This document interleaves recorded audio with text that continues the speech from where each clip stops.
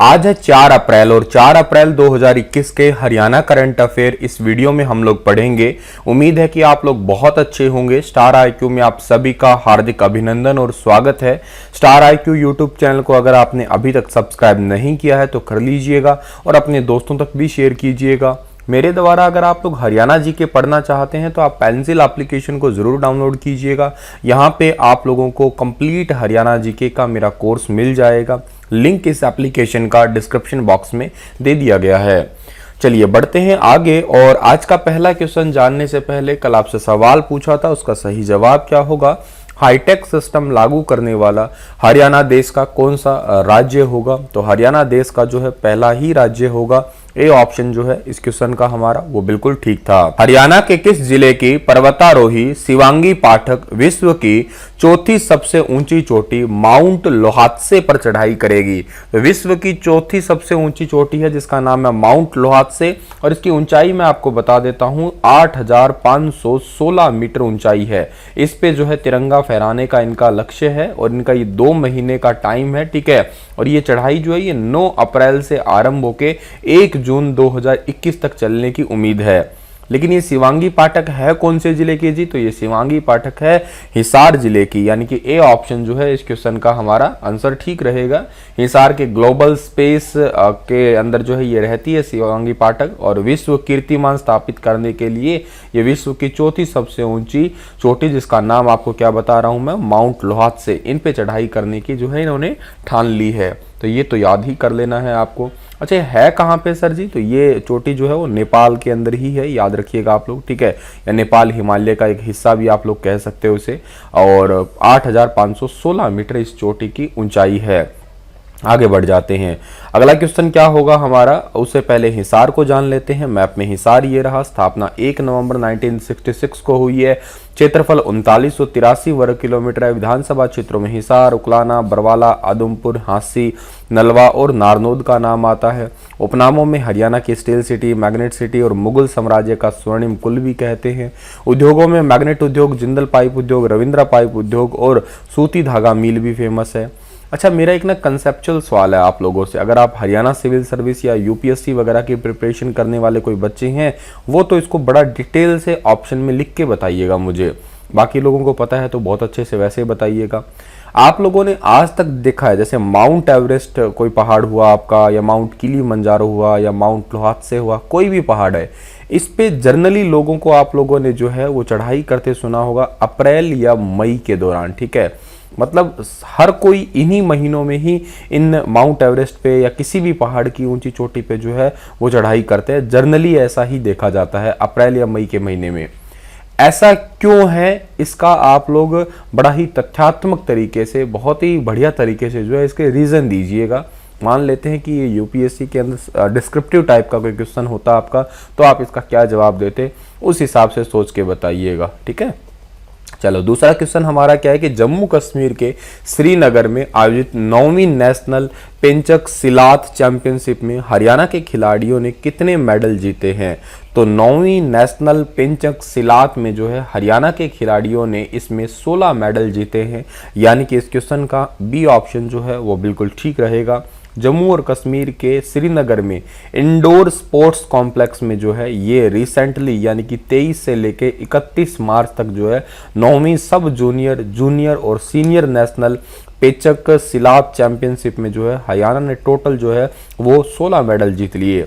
पूरे भारत से लगभग जो है इसके अंदर 33 टीमों के लगभग जो है 2100 खिलाड़ी जो है इन्होंने भाग लिया था। और इस चैंपियनशिप का उद्घाटन इंडियन पेंचक सिलात के सीईओ जिनका नाम मोहम्मद इकबाल उन्होंने किया था। और सीनियर वर्ग में हरियाणा के खिलाड़ियों ने जो है वो पहला स्थान हासिल किया है। सीनियर वर्ग में सोनिया ने 3 मेडल जीते, सिमरन ने 2, नुकुल, कमलेश, हितेश ने जो है भी गोल्ड जीता, एक जीता था। और सब जूनियर में जो है हरियाणा से आरुषि सहित 5 गोल्ड, 4 सिल्वर और 7 ब्रॉन्ज मेडल जो है हरियाणा में मिले हैं या प्राप्त हुए हैं। जम्मू कश्मीर का भी यहाँ पे जिक्र है ना। जम्मू कश्मीर 31 अक्टूबर 2019 के तक, या इस तक तो था राज्य लेकिन इस तारीख के बाद ये बन गया यूटी। इसके पहले उपराज्यपाल का नाम था जी.सी. मुर्मू, ठीक है, जो वर्तमान में भारत के कैग अधिकारी हैं, ठीक है, ऑडिटर जनरल है, नियंत्रक महालेखा परीक्षक है। और दूसरे इसके जो है आपके याद रखना है क्या नाम है इनका, दूसरे जो अधिकारी है इनका नाम है मनोज सिन्हा, ठीक है ना। दूसरे अभी वर्तमान में कौन है, वर्तमान में दूसरे आपके उपराज्यपाल मनोज सिन्हा है जम्मू कश्मीर के। भारत में सबसे ज्यादा केसर अगर आपसे पूछ ली जाए कहाँ होती है तो J&K में, और 2020 के अप्रैल में जो है यहाँ की केसर एक लाच्छा और एक गुच्छी ऐसे क्वालिटी को जो है वो GI टैग भी मिल गया था, याद रखना। जम्मू कश्मीर में ही आपको पता होगा दाचीगम नेशनल पार्क भी है, ठीक है, दाचीगम नेशनल पार्क है। ये दाचीगम नेशनल पार्क है, ये हुंगल नाम की हिरण की प्रजाति के लिए बहुत ही फेमस है, हिरण की प्रजाति के लिए। जम्मू कश्मीर जो है आपका ये सफ़ेद बाघ के लिए भी बहुत ही प्रसिद्ध माना जाता है। जम्मू राजधानी है खुद आपकी, जम्मू कश्मीर की 2 राजधानी है, एक राजधानी है श्रीनगर है, ठीक है, श्रीनगर गर्मियों में है, और दूसरी राजधानी जम्मू है, ये जम्मू राजधानी सर्दियों में है। श्रीनगर किस नदी के किनारे पड़ता है, तो श्रीनगर आपका आंसर रहेगा झेलम नदी के किनारे पड़ता है। और इस झेलम नदी पे भारत की सबसे मीठी पानी की झील या ताज़ा झील कह सकते हो आप, वुलर झील भी स्थित है। तो ये चीज़ें तो आपको याद रहनी चाहिए। चलो आगे बढ़ जाते हैं। तो हाल ही में हरियाणा सरकार ने कितने किसान ATM स्थापित करने की घोषणा की है, तो हाल ही में हरियाणा सरकार ने 1000 किसान ATM स्थापित करने की घोषणा की है, ठीक है। अब किसान ATM स्थापित किए जाएंगे किसानों को वित्तीय लेन देन की एफिशिएंसी जो है वो बढ़ाने के लिए। ऐसे जो है ATM जो है बेसिकली हर एक गांव के आसपास होंगे, और इन जितने भी ये ATM होंगे वहां पे एक किसान मित्र होगा। तकरीबन यूं मान के चलिएगा आप लोग क्या कि 100 किसानों के ऊपर एक जो है किसान मित्र है उनको नियुक्त किया जाएगा। 100 किसानों पे एक किसान मित्र होगा। इसका मतलब क्या है कि उन 100 को जो है ये डायरेक्शन देने वाला एक व्यक्ति होगा। और क्या भाई मान लेते हैं कि मिट्टी की जांच के लिए लगा लेते हैं, या यूं मान लेते हैं हम लोग, ठीक है, कौन सी मिट्टी के अंदर कौन सी फसल अच्छे से हो सकती है, ऐसे रिगार्डिंग बातें जो है बताने के लिए एक किसान मित्र जो है वो होगा। एक बात और याद रखिएगा, इसमें पहले चरण में 1000 किसान मित्र नियुक्त करने की तैयारी है। करीब 7500 गांव और 20 लाख किसान हैं हरियाणा के अंदर। लिहाजा किसानों को वित्तीय लेन देन में किसी तरीके की परेशानी ना हो, इसलिए किसान मित्र जो है उनकी मदद करने की जो है कोशिश करेंगे। आगे बढ़ते हैं। अगला क्वेश्चन होगा हमारा कि हाल ही में किस यूनिवर्सिटी में स्थित एबिक के एग्री स्टार्टअप के लिए भारत सरकार की ओर से 2 करोड़ 13 लाख रुपए की राशि स्वीकृत की गई है। एबिक के एग्री स्टार्टअप के लिए भारत सरकार की ओर से, बहुत इंपॉर्टेंट क्वेश्चन है। और ये एबिक सेंटर पड़ता कहाँ पे है, HAU में, यानी कि हरियाणा एग्रीकल्चर यूनिवर्सिटी के अंदर जो है ये सेंटर पड़ता है। चौधरी चरण सिंह हरियाणा कृषि विश्वविद्यालय कहिए आप लोग इसे। इसमें एग्री बिजनेस इंक्यूबेशन सेंटर है, जिसका मतलब है एबिक। और इसमें एग्री स्टार्टअप के लिए भारत सरकार ने कृषि और किसान कल्याण विभाग की ओर से जो है 13 लाख रुपए की राशि स्वीकृत की गई है। और यह सेंटर यूनिवर्सिटी में जो है नाबार्ड और राष्ट्रीय कृषि विकास योजना की रफ्तार से जो है स्थापित किया गया था थोड़े ही टाइम पहले ही अभी। इसका उद्देश्य क्या है सर? इसका उद्देश्य है कि एग्रीकल्चर से रिलेटेड नए नए स्टार्टअप्स को जो है वो बढ़ावा देना ही इसका उद्देश्य है आपका। तो इतनी बात आपको याद रखनी है। और 2020 में RKY रफ्तार स्कीम के तहत 49 स्टार्टअप 2 महीने का फ्री का ट्रेनिंग वगैरह भी जो है था यहाँ पे। ये इंक्यूबेशन सेंटर है, HAU में पड़ता है। और HAU की स्थापना 2 फरवरी 1970 और VC का नाम डॉक्टर समर सिंह। हाल ही में हरियाणा में किसका जन्मदिन जन सरोकार दिवस के रूप में मनाया गया? जन सरोकार के रूप में जो है मनाया गया है किनका जन्म दिवस? दुष्यंत चौटाला का जन्मदिन, यानी कि A ऑप्शन जो है इस क्वेश्चन का हमारा वो बिल्कुल ठीक रहने वाला है। हरियाणा के उप मुख्यमंत्री का 33वां जन्मदिन था ये, ठीक है। जन नायक जनता पार्टी के पदाधिकारी कार्यकर्ता उन्होंने जन सरोकार दिवस के रूप में इसे मनाया है।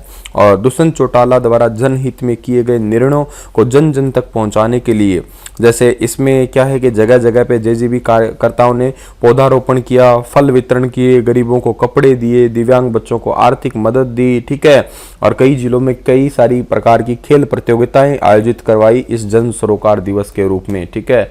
और कुछ ऐसे ऐसे जो है ना वो अपना यूं कहिएगा प्यार भी प्रकट किया बहुत सारे कार्यकर्ताओं ने। आगे बढ़ते हैं तो हाल ही में उप मुख्यमंत्री दुष्यंत चौटाला ने किस पद पर 75% आरक्षण देने की घोषणा की है। अब 75% आरक्षण जो है कौन से पद पे, चौकीदार पे, चपरासी पे, क्लर्क पे, ये चारों ही पोस्ट है जहां पे 75% आरक्षण देने की घोषणा की है। ठीक है, और इन्हीं पे जो है हर 4 नौकरी में से 3 पे जो है स्थानीय युवाओं का हक होगा, ऐसा कहा है। 75 का तो मतलब यही होगा। ठीक है, अगर वो 4 है तो 4 में से 3 हिस्सा तो हरियाणा राज्य के व्यक्ति का ही होगा। ठीक है, आगे बढ़ते हैं अगला क्वेश्चन। हरियाणा विधानसभा अध्यक्ष श्री ज्ञानचंद गुप्ता ने किसे राज्य में नेवा परियोजना और अन्य ई गवर्नेंस मुद्दों की निगरानी के लिए ई गवर्नेंस एवं सामान्य परियोजन की उच्च स्तरीय अपेक्स कमेटी के लिए मनोनीत किया गया है। अभी आपको पता है कि हरियाणा के अंदर और बल्कि पूरे भारत के अंदर सभी के सभी डिपार्टमेंट जो है वो ई गवर्नेंस के अंदर आ रहे हैं। जैसे हरियाणा विधानसभा भी ई विधानसभा बनने वाली है, और ऐसी हरियाणा विधानसभा जो है वो 16th नंबर की है भारत के अंदर। ऐसे ही ई गवर्नेंस की परियोजना या उसकी अपेक्स कमेटी का जो है अध्यक्ष या उसकी निगरानी के लिए नियुक्त किया गया है हरियाणा विधानसभा के डिप्टी जो आपके स्पीकर है, जिनका नाम है रणबीर गंगवा। ए ऑप्शन जो है इस क्वेश्चन का आंसर जो है वो बिल्कुल ठीक रहेगा। ये ई गवर्नेंस की मुद्दों की निगरानी के लिए जो है इन्हें इस कमेटी का जो है वो अध्यक्ष या यूं कहिएगा इसकी देखरेख के लिए नियुक्त किया गया है। हाल ही में किसे हरखो के नए नवनियुक्त प्रबंध निदेशक के रूप में, मैनेजिंग डायरेक्टर कौन बने हैं हरखो के, तो हरखो के मैनेजिंग डायरेक्टर अभी हाल ही में बने हैं राहुल उप्पल, यानी कि बी ऑप्शन जो है इस क्वेश्चन का आंसर ठीक रहेगा हमारा। हरियाणा राज्य सहकारी अपेक्स लिमिटेड बैंक जो है आपका, या बैंक लिमिटेड है, इसके नए जो एमडी बने हैं उनका नाम है राहुल उप्पल। और उप्पल सहकारी लघु अवधि के जो है बहुत सारे काम करने या प्राथमिकता देने की कोशिश करेंगे। ठीक है, आईटी सेक्टर में ले जाने की कोशिश करेंगे, तो ये आपको हरखो याद रख लेना है। ठीक है, the Haryana state cooperative apex bank limited, इसके नए एमडी बने हैं राहुल उप्पल। अगला क्वेश्चन हमारा क्या रहेगा कि हरियाणा का पहला जिला जो बिजली वायर मुक्त हुआ है। अब इस पूरे जिले में बिजली वायर मुक्त कर दिया गया है। मतलब क्या है कि अंडरग्राउंड जो है कुछ लाइनें जो है अंडरग्राउंड और कुछ आपकी जो है केबल्स लगा दी गई है, वो ऐसे तारों का तामझाम खत्म कर दिया। और इस क्वेश्चन का सही आंसर रहेगा गुरुग्राम, यानी कि डी ऑप्शन है। अब ये कागजों में तो हो गया, प्रैक्टिकल जो गुरुग्राम का यहाँ पे इस वीडियो को देख रहा है वो तो जरूर बताइएगा मुझे। आगे बढ़ते हैं हम लोग। हाल ही में हरियाणा के मुख्यमंत्री मनोहर लाल ने हरियाणा विधानसभा में डॉक्टर भीमराव अंबेडकर की कितनी फुट ऊंची प्रतिमा का अनावरण किया है। तो डॉक्टर भीमराव अंबेडकर की जो है 7 फुट ऊंची प्रतिमा का अनावरण किया है। ए ऑप्शन सही है इस क्वेश्चन का हमारा। विधानसभा परिसर में बाबा साहब की प्रतिमा स्थापित करना हरियाणा विधानसभा के इतिहास का महत्वपूर्ण फैसला है, ये मुख्यमंत्री जी ने कहा है। ठीक है, और ये तांबे की बनाई है, 400 किलो इसका वजन है। ठीक है, और इसे बनाने में तकरीबन 1 महीने का टाइम लगा है। ठीक है, और कुर्जबुए, ठीक है ना, कुर्जबुए आर्ट गैलरी के डॉक्टर विशाल भटनागर ने जो है इस प्रतिमा को तैयार किया है। हरियाणा पीडब्ल्यूडी टीम के द्वारा साथ में मिलकर जो है सहयोग से इसे तैयार किया गया है। तो चलो भी प्यारे बच्चों, इसी के साथ में ये लेक्चर तो हो गया अब समाप्त। कल आप मुझे बताइए इस सवाल का जवाब कि हाल ही में हरियाणा सरकार ने एड्स पीड़ित मरीजों के लिए राज्य में कितने एआरटी सेंटर की शुरुआत की है। 5, 4, 3, 7। इस लेक्चर का पीडीएफ फाइल चाहते हो या मेरे द्वारा पढ़ाए गए सभी लेक्चर्स का पीडीएफ फाइल चाहते हो तो मेरा एप्लीकेशन डाउनलोड कर देना स्टार IQ। यहाँ पे मेरे द्वारा आपको सारे लेक्चर्स के अब के बाद पीडीएफ मिल जाएंगे। स्टार IQ एजुकेशन जो है ये मेरा प्ले स्टोर पे एप्लीकेशन होगा, आप इसे डाउनलोड कर सकते हैं। वेबसाइट भी है स्टार IQ एजुकेशन, आप वेबसाइट पे जाके भी पीडीएफ डाउनलोड कर सकते हैं। चलिए, thank you so much, stay happy, stay healthy. कल फिर हाजिर होऊंगा। That's all.